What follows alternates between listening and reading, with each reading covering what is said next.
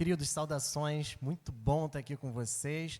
Quero saudar principalmente o lado de cá, porque eu fui chegando e cumprimentando o pessoal do lado de cá até a hora do culto, eu sentei aqui na frente e o pessoal daqui, eu não cheguei a dar um oi, a não ser a Laís, que estava ali fora no momento que eu cheguei. Pastor, cadê o pastor? Pastor, hoje, acho que é a primeira vez, então, que o senhor me convida e está aqui para me ouvir, né? Então, mas sabia que tinha mais gente que prometia e falava assim, Diego, quando você for pregar, me avisa que eu vou estar lá? Né, Laís? Pois é, então hoje nós temos duas pessoas inéditas me ouvindo enquanto eu prego. Né? Muito bom, eu gosto de estar aqui porque a gente está em casa e está completamente à vontade até para fazer algumas brincadeiras. E aí eu estava deixando Deus falar o meu coração enquanto os louvores eram ministrados. E aí o irmão que estava ministrando os louvores aqui nesse momento, ele falou uma coisa muito interessante, como que é gostoso, como que é bom celebrar aniversário de igreja.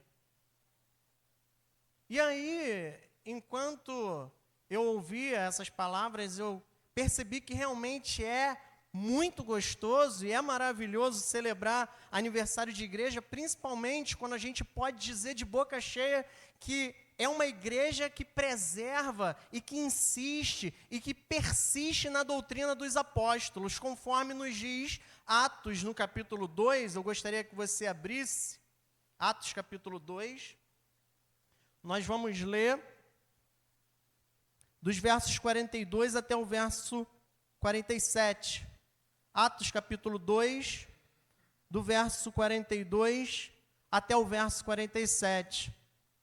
E aí, enquanto ele falava, eu meditava nessas palavras e percebia que é gostoso a gente dizer que a igreja que persevera na doutrina dos apóstolos, a gente diz que é gostoso a gente poder celebrar aniversário dessas igrejas. Também pensei que tem algumas comunidades e algumas igrejas que a gente não pode dizer que são igrejas, né? São agrupamentos de pessoas, são grupos religiosos, mas por não perseverarem na doutrina dos apóstolos, a gente pode dizer, e sem sombra de dúvida, com plena certeza de que não são igrejas. E enquanto eu pensava nisso, eu estava me lembrando que tiveram algumas coisas que aconteceram e que me fizeram refletir que esse é um assunto extremamente complexo. Essa semana, eu estava assistindo um vídeo de um pastor que estava com uma complexidade filosófica, um problema para resolver. Ele estava no púlpito da sua igreja, assim como eu, segurando o microfone e ministrando para os irmãos. E o problema que ele disse que tinha para resolver era que a tecnologia estava avançando muito e que porque a gente tem enviado sondas, enviado satélites e feito expedições espaciais, uma hora a gente ia descobrir vida inteligente fora da Terra e a gente tinha que descobrir um jeito de evangelizar os extraterrestres. Eu acho que isso já beira a insanidade, a loucura, já ultrapassa os limites do bom senso. E eu não sei você, porque eu não quero me colocar rígido demais, mas as pessoas que se agrupam atrás de um líder que tem esse tipo de preocupação não podem de maneira nenhuma serem consideradas igreja. A gente tem vivido momentos tensos, complexos, onde não só a loucura, ela tem se mostrado e exalado no comportamento das pessoas, mas a falta de temor e as brincadeiras com a palavra de Deus têm ultrapassado todos os limites.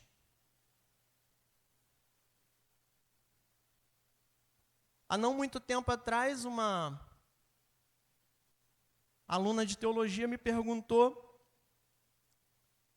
o que eu achava do batismo no tobogã. Eu não sei se você já ouviu falar em batismo no tobogã, mas isso é uma coisa que existe. Os membros sobem as escadas do tobogã, vão até o alto, e aí, para se batizarem, eles se lançam no tobogã e vão escorregando até lá embaixo, até sofrerem um mergulho profundo.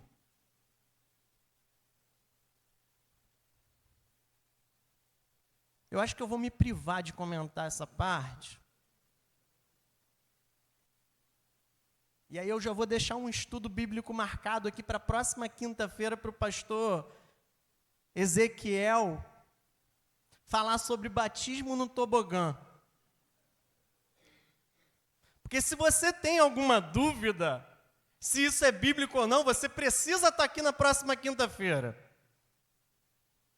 Estou brincando, pastor, não estou marcando esse estudo, não. Mas eu queria expor que as coisas que têm acontecido aí fora têm mostrado que algumas comunidades não são igreja, não perseveram na doutrina dos apóstolos, não carregam consigo o temor do Senhor. Esses olhos, que hoje não funcionam 100% do jeito que funcionavam há 15 anos atrás,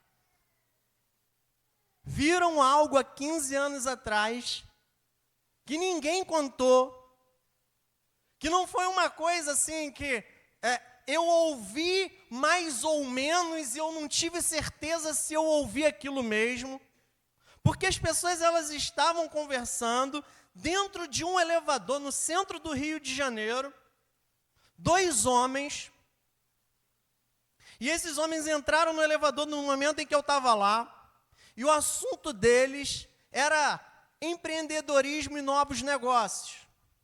E um deles estava muito convencido de que abrir uma igreja era um excelente negócio. Porque mão de obra da igreja é voluntária. Porque os dizimistas são fiéis. Existem pessoas que veem a igreja como comércio.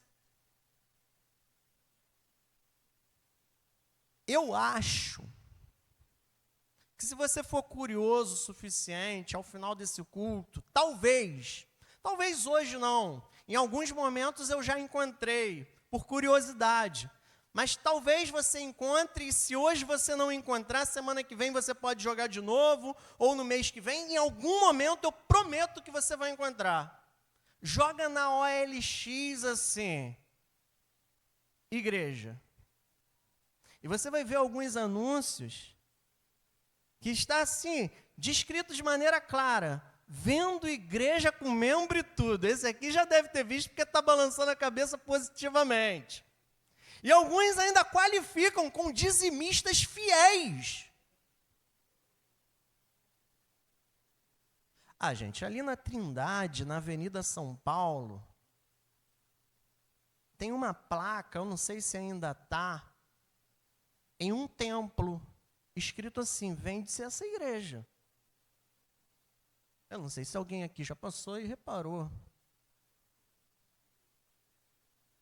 Olha, de repente o grupo acabou, e realmente pode acontecer, e o prédio vai ficar abandonado, tem que vender o prédio. É um patrimônio que precisa ser usufruído por alguma outra instituição. Agora, vender igreja é impossível. O prédio você pode vender. A estrutura você pode vender. O terreno você pode vender. Agora, vender igreja não dá.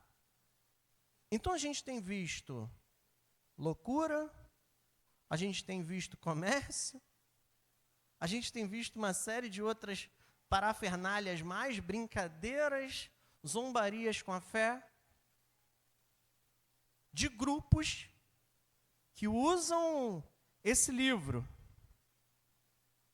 que dizem que pregam a palavra de Deus, mas que temor de Deus não tem absolutamente nenhum.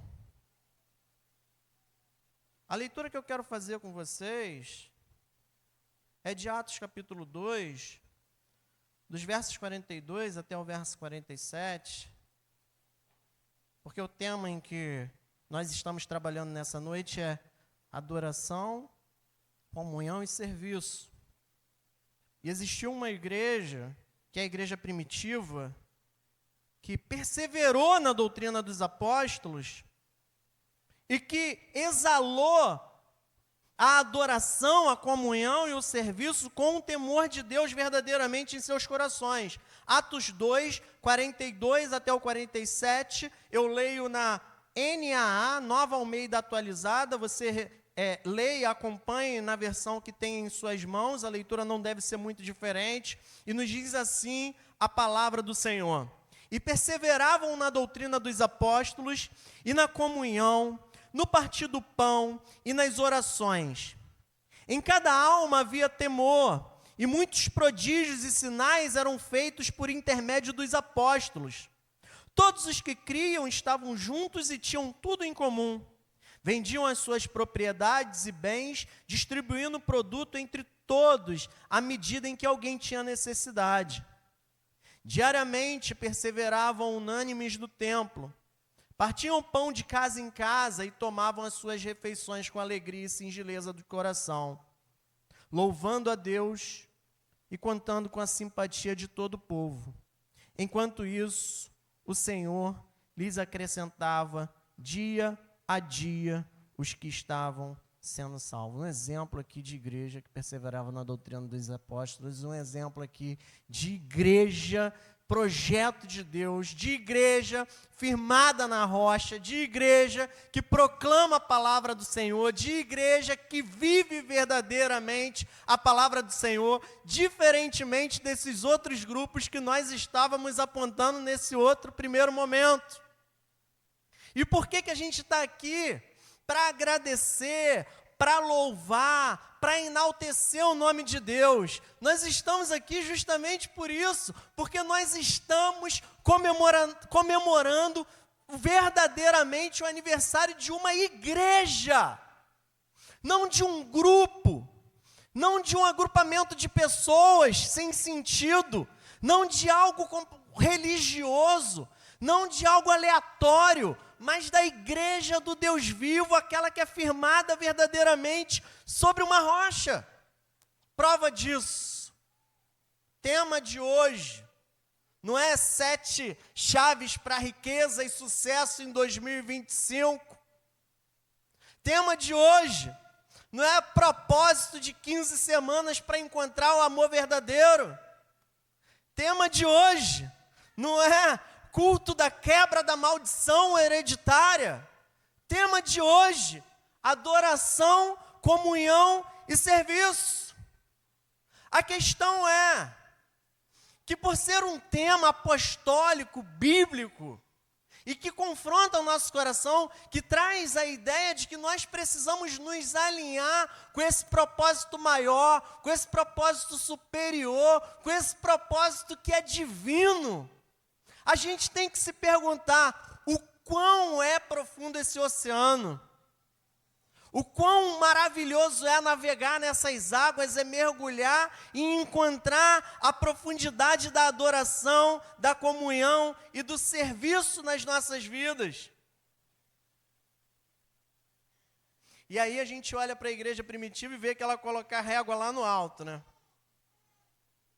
E eu queria olhar com vocês aqui muito rapidamente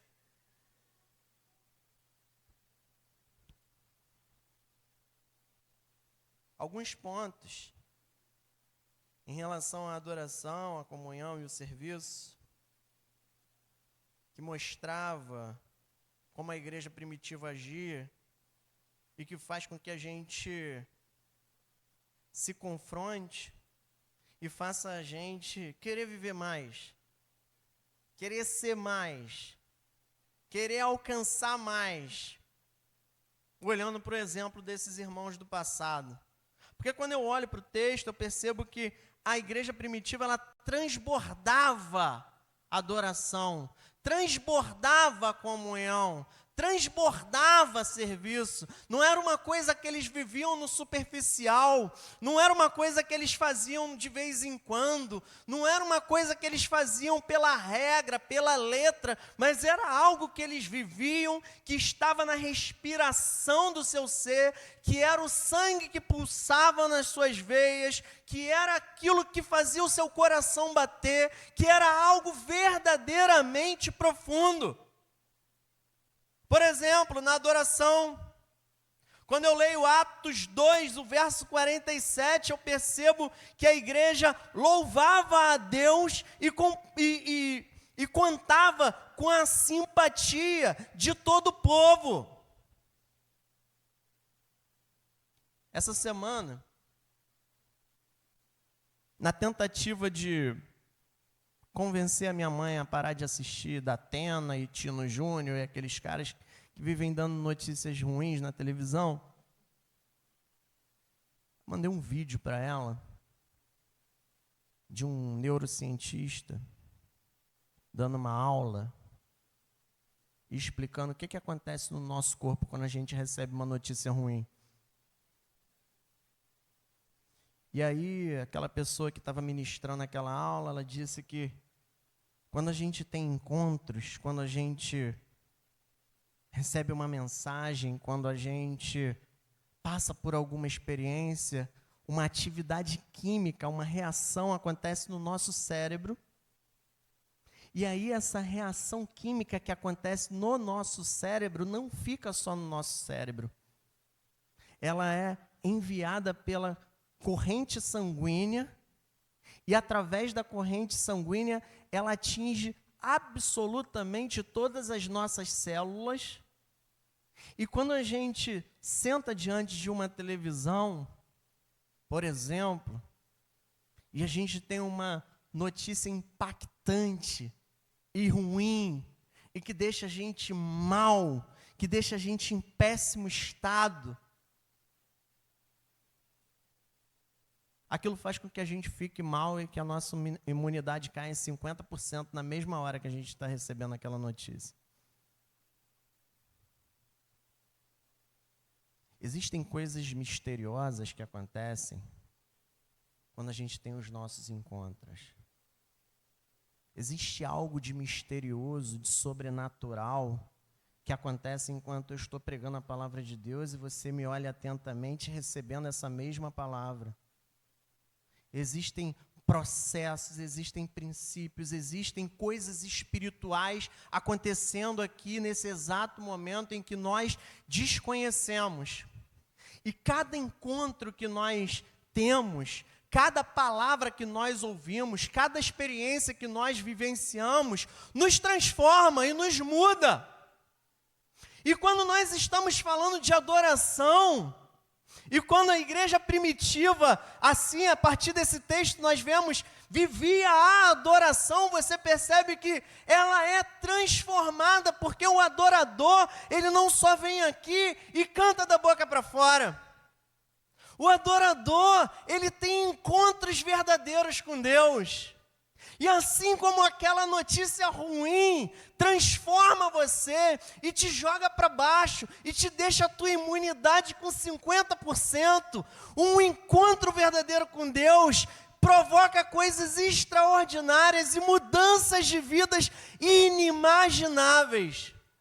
E quando você, adorador, se encontra com Deus, e esse encontro te transforma, você sai dali transformado, e quando você se encontra com outras pessoas, as outras pessoas também são transformadas por você.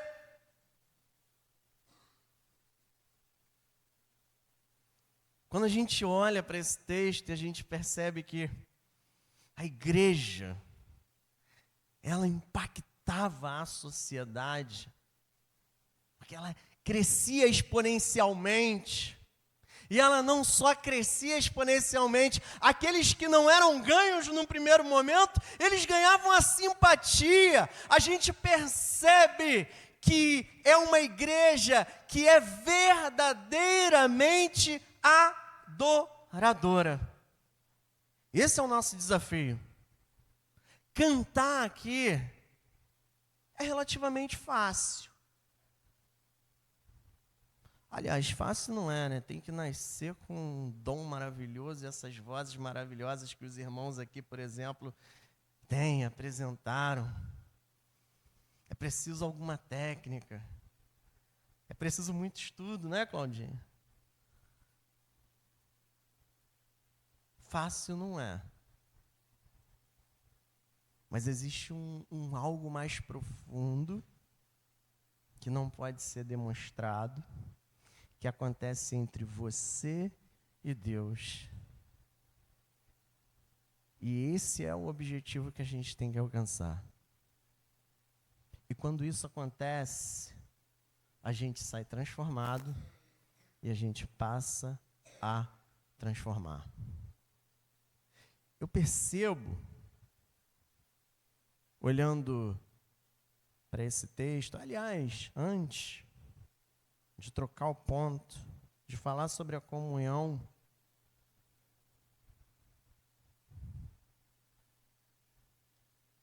a gente estava aqui ouvindo um hino que falava sobre isso, né? Brilhante será o teu viver, é o mais puro brilho que os homens querem ver.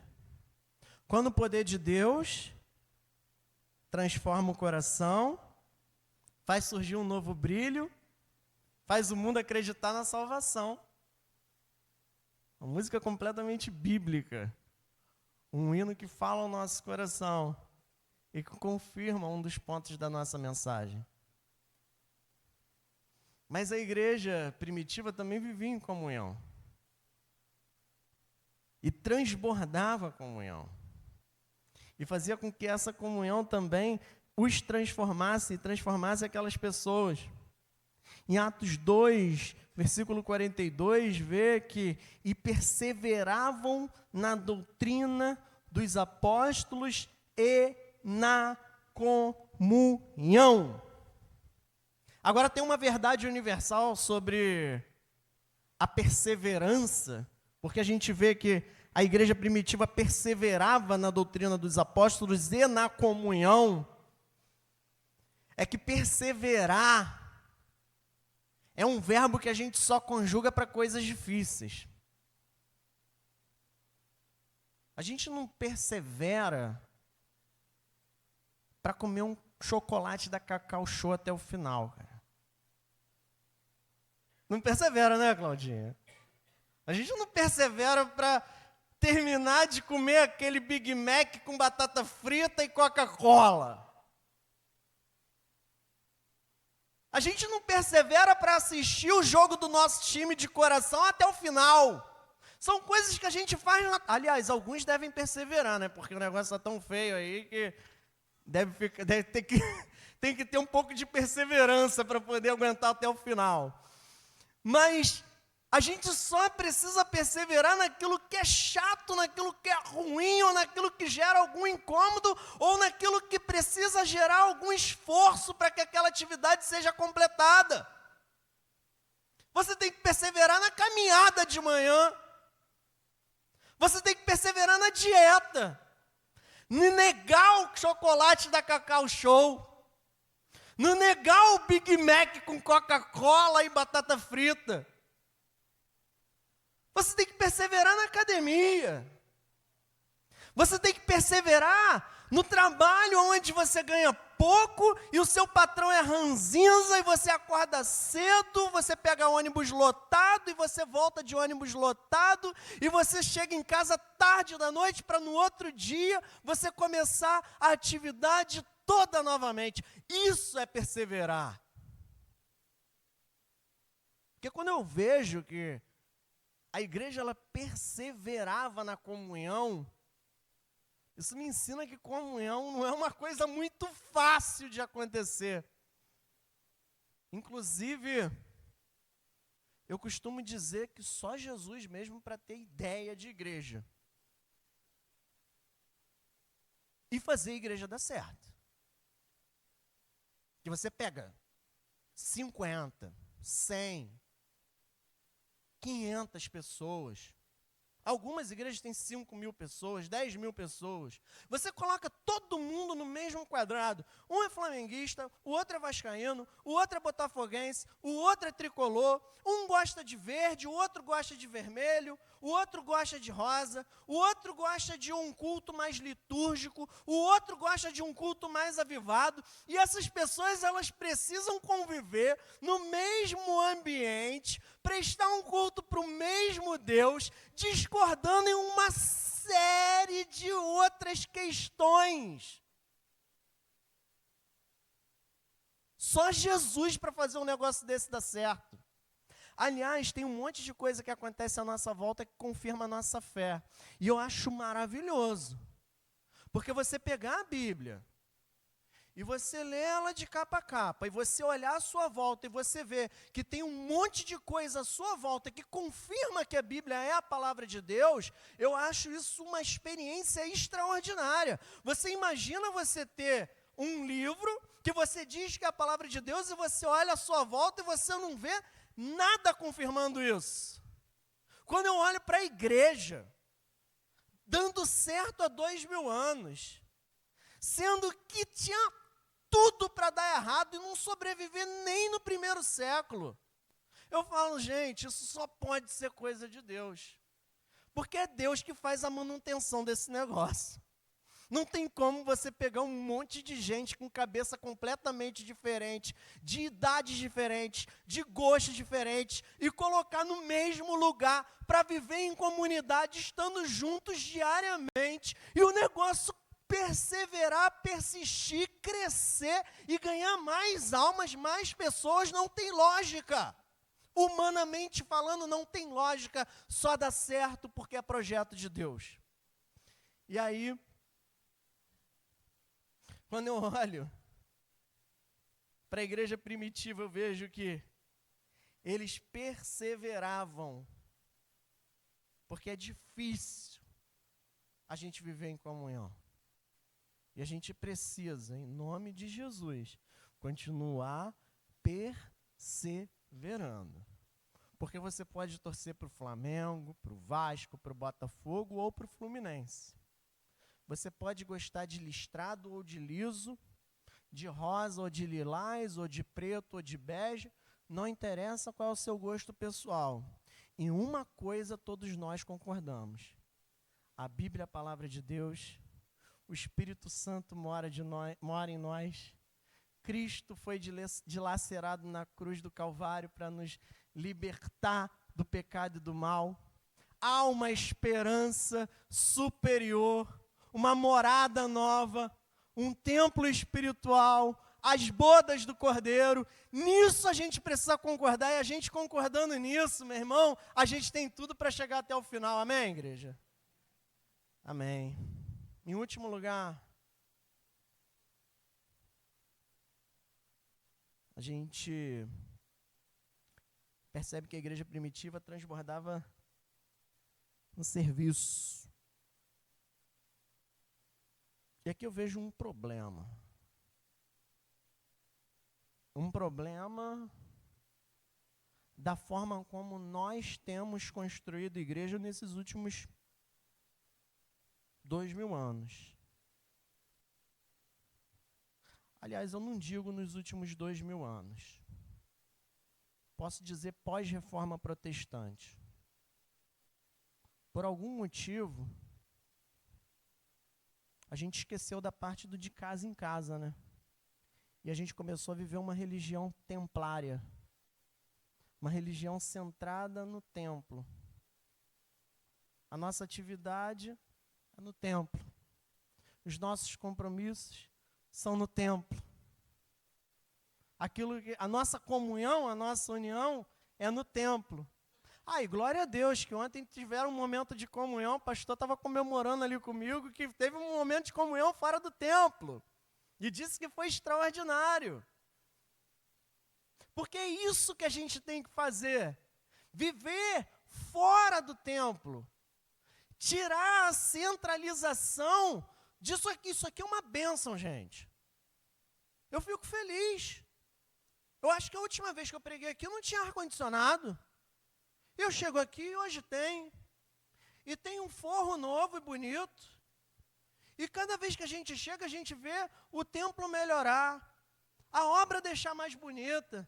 E tudo isso acontecer para o nosso próprio conforto, para que a gente possa servir a Deus com equipamentos melhores, para que a gente possa prestar cultos melhores a Deus. Mas eu percebo que a gente, às vezes, limita a nossa religião ao templo. Esquece de ir lá para fora e viver essa religião. E o autor aos Hebreus resolve muito bem isso, quando ele diz que a nossa religião ela não é templária. No capítulo 13 de Hebreus, o autor ele diz que os sacerdotes do Antigo Testamento, eles não têm o direito de comungar conosco, porque eles sacrificavam um animal no altar, e depois esse animal, ele era levado para fora do acampamento, para ser queimado fora do acampamento. E o nosso cordeiro, o nosso sacrifício, ele já foi imolado fora do acampamento. E aí o autor resolve a questão dizendo o seguinte: saiamos, pois, com ele. Não vivamos mais a religião do templo, a religião templária. Sim, persistamos no templo, cuidemos do templo, cultuemos no templo. A gente precisa de estrutura, de teto, de banheiro, mas a nossa verdadeira religião não é vivida aqui dentro. Aqui dentro é muito fácil. É muito fácil você ser bom aqui, é muito fácil você não falar palavrão aqui, é muito fácil você se vestir decentemente aqui, é muito fácil você louvar a Deus, levantar as mãos, fechar os olhos aqui, mas a nossa religião verdadeira se confirma lá fora. E o que isso tem a ver com serviço? Chega uma hora, e a gente torce para que isso aconteça, sempre. A igreja cresce. Hoje a igreja tem 80 membros, amanhã pode ter 800, depois de amanhã pode ter 8.000. E glória a Deus, tomara que aconteça mesmo. Mas quando a igreja tiver com 8.000 membros, como é que você vai servir dentro de um templo que não precisa de 8.000 mãos de obra? No som já vai ter gente, na pregação já vai ter gente, na limpeza já vai ter gente, no louvor já vai ter gente. E você vai fazer o quê? Você vai ser um consumidor. Você vai chegar no templo, você vai usar o templo como um comércio, onde você vai, consome o seu produto, ouve os louvores, retém a pregação, volta para sua casa, satisfeito ou não com o produto que foi oferecido, ou você vai prestar o seu serviço de algum jeito. E que jeito é esse? Fora do templo. Ou a gente expande a nossa noção de religião, ou a gente vai ficar limitado a viver uma religião que não é autorizada pelo autor aos Hebreus, uma religião templária.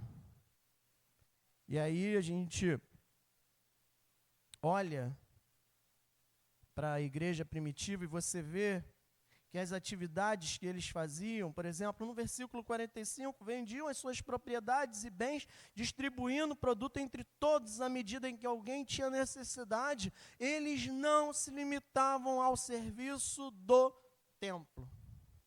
Porque a nossa religião ela tem que ser praticada lá fora. Isso é só um exemplo do templo. Nossa adoração tem que ser lá fora. Nossa comunhão tem que extrapolar essas quatro paredes. E o nosso serviço mais ainda. Eu quero finalizar minha palavra orando, pedindo a Deus para que Ele complete. Porque a gente aprende aqui, porque aqui é pregada a palavra de Deus, que o Espírito Santo, Ele é aquele que dá o entendimento, Ele nos ensina, Ele nos lembra e Ele dá a capacidade para que a gente coloque a sua palavra em prática. E a gente vai pedir a Ele para que Ele, nesse momento, nos ajude a não só refletir e entender aquilo que foi dito, mas que nós saiamos aqui, por aquelas portas, não como ouvintes negligentes, mas operosos praticantes da palavra de Deus. Pai, nós aqui agora louvamos o Teu nome, te agradecendo pela Tua palavra que é clara, te agradecendo, Pai, por esse momento em que o Senhor separou para que a Sua voz seja ouvida, e te agradecendo, Senhor, por cada um que nesse momento abriu o seu coração, a sua alma, o seu entendimento, para poder conhecer aquilo que o Senhor tinha revelado para poder falar nessa noite. E o que a gente pede nesse momento, Deus? A gente pede misericórdia pelas nossas vidas e pede para que o Teu Espírito, que tem o ministério de nos auxiliar, assim o faça, para que a gente possa receber, reter e praticar aquilo que foi falado, Deus. Em nome de Jesus, nos ajuda, Pai.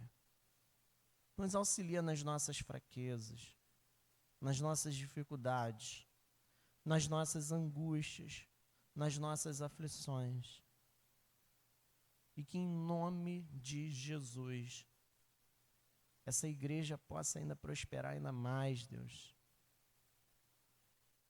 Continue, Senhor, abençoando a vida daqueles que congregam aqui, mas mais do que isso, abençoando a vida dessa comunidade, fazendo com que a sua mensagem extrapole essas quatro paredes, que alcance os corações aflitos, em trevas, aquelas almas que têm medo da morte, que têm aflição, porque não sabe como será o dia que eles fecharem os seus olhos pela última vez, o que acontecerá. Deus, que aqui seja sempre o local onde essa resposta seja encontrada e Jesus seja pregado, que a Tua palavra seja ministrada e almas se convertam e vidas sejam transformadas.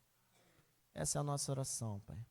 E a fazemos em nome e por amor de Jesus. Amém, Pai.